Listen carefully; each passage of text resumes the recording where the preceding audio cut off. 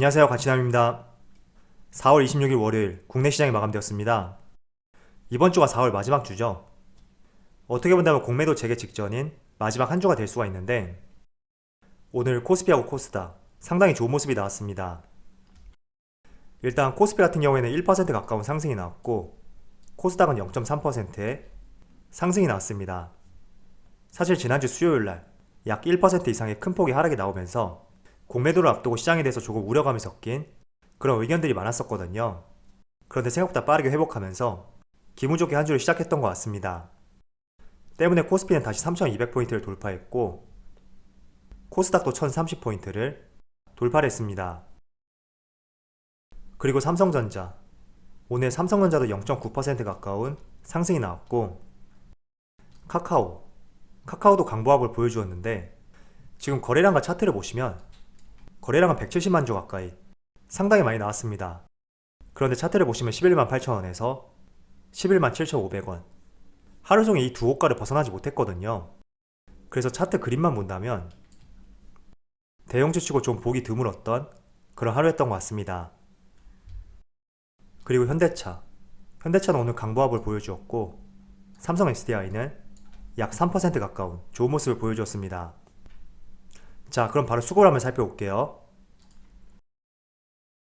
먼저 코스피의 수급을 살펴보면 약 4거래일 만에 외국인이 다시 순매수를 보여주었고, 기관은 소폭의 순매도를 보여주었습니다. 그래도 지난 3월달에 비해서는 거래대금이 소폭 증가했다고 그렇게 보여지거든요. 실제로 2020년도부터 고객 예탁금의 추이를 한번 살펴보시면 3월달에는 60조 원 초반까지 증시 대기 자금이 될 수 있는 고객 예탁금이 많이 줄어들었지만, 다시 4월부터 지금 70조 원 가까이 크게 증가세를 보여줬습니다. 그래서 최근에 코스피 시장이 살아남에 따라서 그동안 나갔던 자금들이 다시 시장으로 들어오고 있다고 그렇게도 해석해 볼 수가 있습니다. 이어서 코스닥은 오늘 외국인이 순매도를 보여주었고, 기관이 소폭의 순매수를 보여주었습니다.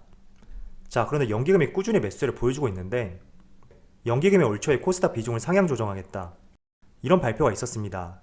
그래서 며칠 전에 국민연금에서 국내 주식 비중 허용 범위를 확대했었지만, 여기에 대해서 상대적으로 코스피보다는 코스닥이 수혜를 보고 있지 않나, 이렇게 생각하고 있습니다. 이어서 삼성전자, 오늘 삼성전자도 오랜만에 외국인이 순매수를 보여주었고, 반대로 기관이 순매도를 보여주었습니다. 기관은 4월 초에 매수를 제외한다면 거의 한 달째 매도세를 보여주고 있다, 이렇게 볼 수가 있죠.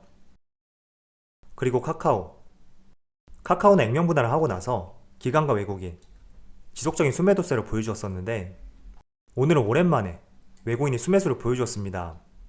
물론 기관은 여전히 매도세를 보여주고 있지만, 그래도 오랜만에 매수세가 들어왔다는 점에 대해서 내일도 이어지는지 체크를 해본다면 좋을 것 같습니다.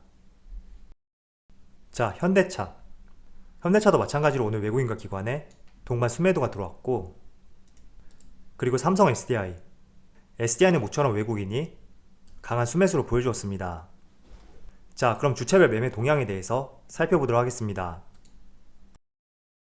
4월 26일 외국인이 가장 많이 매수한 종목은 삼성전자, HMM, 삼성 SDI, 한국조선해양, 신한지주, 이렇게 5종목을 순매수 상위 종목을 올렸습니다. 오랜만에 삼성전자가 순매수 상위 종목이네요. 이어서 기관을 살펴보면 LG전자, S-오일, 현대글로비스, 한국조선해양, SK이노베이션, 이렇게 5종목을 순매수 상위 종목을 올렸습니다. 한국조선해양, 외국인하고 동시에 겹치는 종목이죠. 마지막으로 개인을 살펴보면 삼성전자 우선주, 현대모비스, SK하이닉스, 네이버, 셀트리온, 이렇게 5종목을 순매수 상위 종목을 올렸습니다. 자, 오늘도 코스피 대형주, 시가총액 상위 종목들, 이 상위 종목들의 흐름은 그렇게 좋지 못했지만, 그래도 최근에 흐름이 좋았었던 많은 종목들의 주가 상승이 상당히 두드러졌습니다. 오늘 HM 같은 경우에도 정말 강한 상승이 나왔고, 최근에 가장 핫한 종목이지 않나, 이런 생각을 하고 있습니다. 물론 신규 매수하기는 조금 부담스러운 종목이라고 저는 그렇게 생각하고 있거든요. 그런데 지금 아래에 나와 있는 차트를 보시는 것처럼 고점에서 조금씩 조정을 보여주던 상하이 컨테이너 운임지수 다시 상승 흐름이 이어지면서 오늘도 52주 신고가를 경신했고 상당히 강한 상승이 나왔습니다. 자, 그런데 제가 드리고 싶은 말씀은 지금 HM의 주가를 보시면 지금 촬영 시점이 1시간 조금 넘었는데 현재 35,800원에 강한 상승이 나오고 있거든요. 그래서 작년에 최저가가 2,000원대였으니까 정말로 10배 이상 강한 상승이 나온 그런 종목이 될 수가 있습니다. 물론 해상 운임지수가 지속적으로 상승하고 있고 2분기 실적에 대한 기대치도 상향 조정되고 있기 때문에 더욱 상승이 나올 가능성이 높은 그런 종목이라고 생각하고 있습니다. 자, 그런데 제가 지난번에도 말씀드렸듯이 해운업계에 이렇게 흐름이 좋다면 분명히 조선업계도 그 흐름을 이어받을 것이다, 이런 말씀을 드렸습니다. 자, 한국조선해양의 주가를 보시면 지금 6% 이상의 상승이 나오고 있고 마찬가지로 52주 신고가를 보여주고 있습니다. 그리고 대우조선해양, 이 종목도 마찬가지로 지금 6% 이상의 급등과 함께 52주 신고가를 보여주고 있거든요. 자, 조선주 같은 경우에도 제가 간헐적으로 말씀을 드렸지만 이번 1분기의 실적, 작년 1분기 대비 860% 이상의 수주 증가량을 보여주었고 이 물량은 13년 만에 최대 수주 실적이라는 것을 알 수가 있습니다. 자, 그런데 대표적인 것이 LNG선. 이 LNG선이 수주를 이끌었고 또 두 번째가 바로 컨테이너선입니다.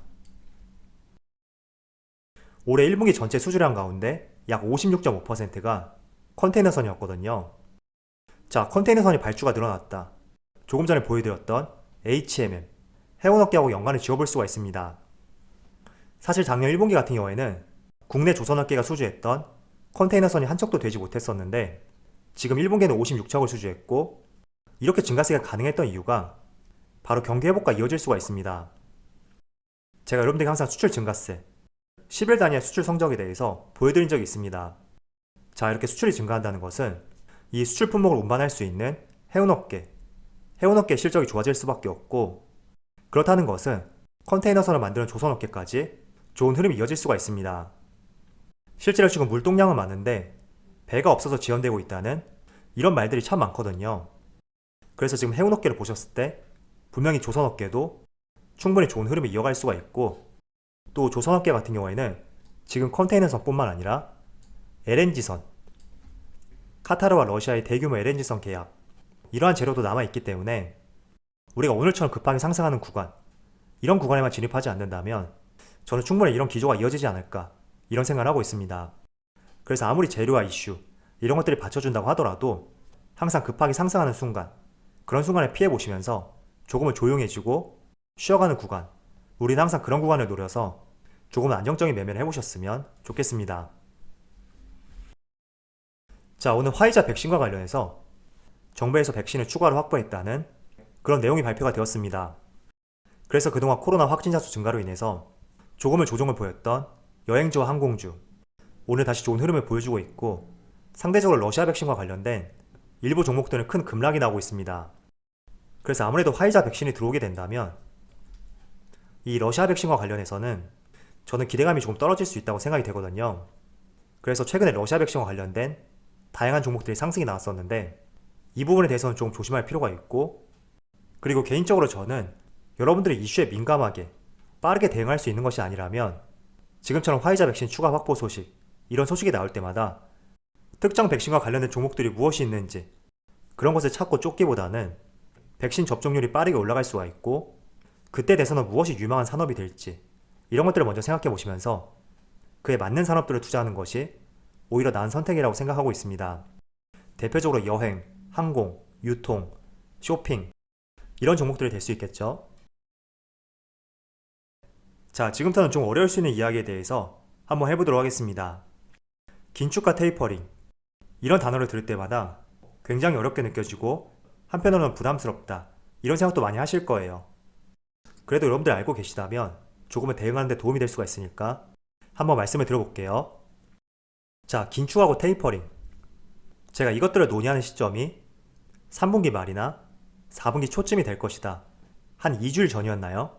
그때쯤에 말씀을 드린 적이 있습니다. 그런데 오늘 나온 기사인데 조금 더 긴축 계획에 대해서 논의하는 시점이 앞당겨질 수 있고 어쩌면 초여름에 논의 시점이 올 수도 있다, 이런 기사가 하나 나왔거든요. 자, 초여름이라는 것은 계절상 6월부터가 될 수가 있고 이제 한두 달도 채 안 남았다, 이런 말이 될 수가 있습니다. 그래서 제가 긴축과 테이퍼링과 관련해서 여러분들이 어떤 전략을 취해야 될지 한번 간략하게 말씀을 들어보겠습니다.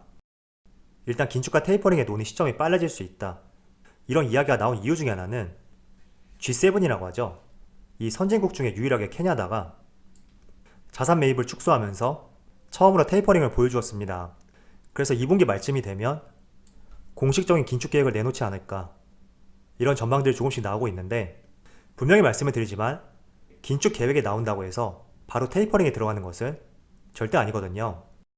지난 2013년 당시에도 연준에서 긴축과 테이퍼링 이야기가 나왔고 실제로 이행하기까지에는 약 8개월이라는 시간이 걸렸습니다. 그래서 만약에 초여름, 6월부터 긴축에 대해서 논의하게 된다면 실제로 긴축과 테이퍼링을 보여주는 시점은 올해는 절대 나올 수가 없겠죠. 최소한 2013년과 마찬가지로 8개월 정도 시간이 걸릴 것으로 전망을 하고 있습니다. 물론 연준 파월 의장도 지난 14일 워싱턴 경제클럽에서 만약에 테이퍼링을 실시하게 된다면 과거 2013년 이 당시의 교과서로 참조할 것이다, 이런 언급도 있었습니다. 그래서 정말로 초여름에 논의할지 언제쯤부터 논의할지 모르겠지만 여러분들이 주목할 점이 있다면 테이퍼링을 직접 실시하는 것보다 논의하는 시기와 시점, 그때가 되었을 때는 분명히 주가는 큰 충격이 다가올 수가 있습니다. 왜냐하면 주가는 선반영되기 때문에 실제 긴축을 이행하기까지에는 시간이 남아있다고 하더라도 부정적인 인식으로 인한 주가의 하락은 불가피합니다. 그래서 언제쯤 긴축에 대해서 논의하는지 한번 살펴보시면서 만약에 내가 이러한 구간에서 주가가 하락하는 것을 버티기가 힘들다, 그리고 보고 싶지도 않다, 그런 경우라면 여러분들이 보유한 종목을 정리한 다음에 안정화되는 시점, 그 시점에 다시 진입하는 것이 나을 수도 있습니다. 과거 2013년 같은 경우에는 연준에서 테이퍼링에 대해서 논의를 하겠다, 이런 발표가 나온 이후부터 약 한 달에서 한 달 반 정도의 조정이 나왔습니다. 그래서 이번에도 비슷하지 않을까, 이런 생각을 하고 있고, 그렇다면 이렇게 긴축과 테이퍼링에 대한 이슈로 주가가 하락할 때 어떤 종목이 상승할 수 있는지 한번 생각해 보세요. 당연히 금융주, 은행주, 보험주, 이런 종목들이 좋은 흐름을 보일 수가 있으니까 내 자산을 그런 종목 쪽으로 옮긴다던가 그렇게 전략을 취하는 방법도 있을 수가 있습니다. 자, 그런데 여기 내용을 살펴보시면 아래를 읽어볼게요. 연준이 테이퍼링에 나서거나 테이퍼링 시점을 못 박는 발언을 할 경우에 주식시장에는 한 차례 충격이 찾아오고 그 뒤부터는 추세적으로 상승장이 시작된다는 시나리오가 제기되었다. 저는 당연한 이야기를 생각이 되거든요. 일단 시장이 충격파를 던지는 거죠. 테이퍼링과 긴축에 대한 이야기가 나온다면 그럼 잘 가던 주가가 다시 부러질 것이고, 안정화를 찾으면 긴축과 테이퍼링과 상관없이 정말 성장 가능한 종목들, 제가 항상 말씀드린 그런 종목들이죠. 업황과 실적이 받쳐주는 종목들, 그런 종목들은 다시 상승이 가능할 것이다, 이런 말이 될 수가 있습니다. 그런데 단지 유동성의 힘으로 올라왔던 종목들, 그런 종목들은 앞으로 계속 부러지는 시장이 이어질 수가 있겠죠.